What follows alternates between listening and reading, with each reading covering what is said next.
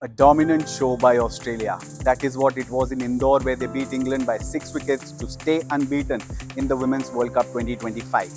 Australia have now won 5 of their 6 games in this competition to go along with one washout. They sit pretty at the top of the table. Let's take a look at some of the talking points from the match.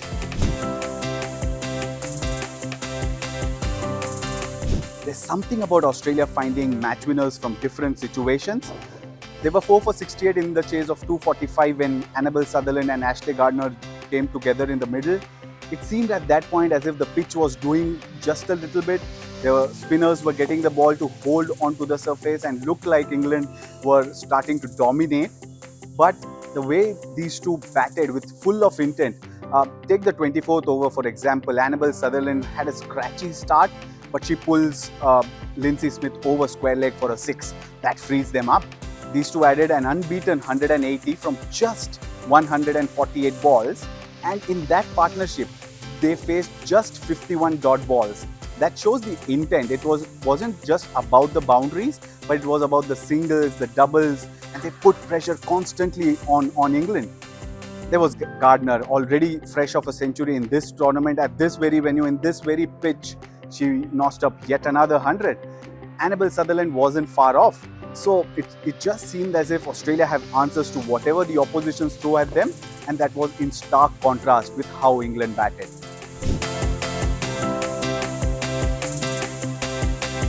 England were off to a very good start. Their openers added a second successive half-century partnership.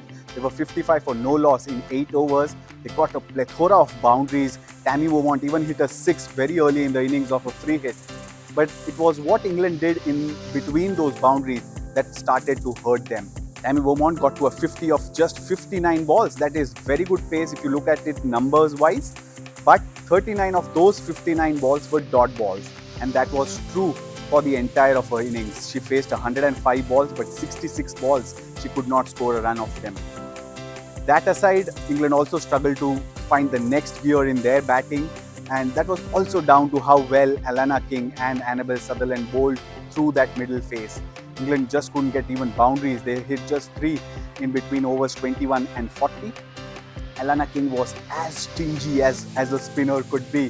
There was little assistance for her on this black soil pitch, yes, but it was also about her control, her lengths that troubled England, that didn't allow England to cut loose.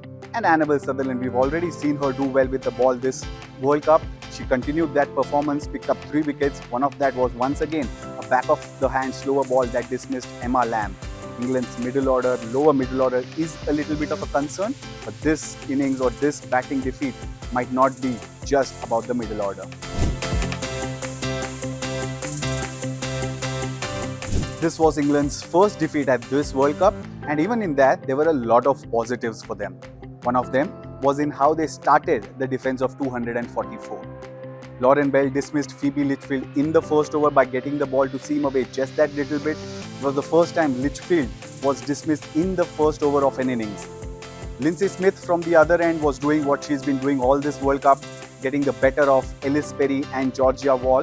One of the other aspects of the game that came into play was the contrasting nature of the dismissals of Heather Knight and Ellis Perry. And the pitch had a little role to play in that. It was a black soil surface, and when Heather Knight was batting in daytime, in the afternoon, Sophie Molyneux bowled a length ball that was angled in. Heather Knight was beaten for pace because the ball skid through the surface. During the run chase, when Ellis Perry was facing Smith's left arm spin, the ball held on the surface a little bit, which meant that she popped a catch back to the bowler. That aside, there were no demons on the surface, and Australia were able to counter whatever England threw at them, and they stay unbeaten.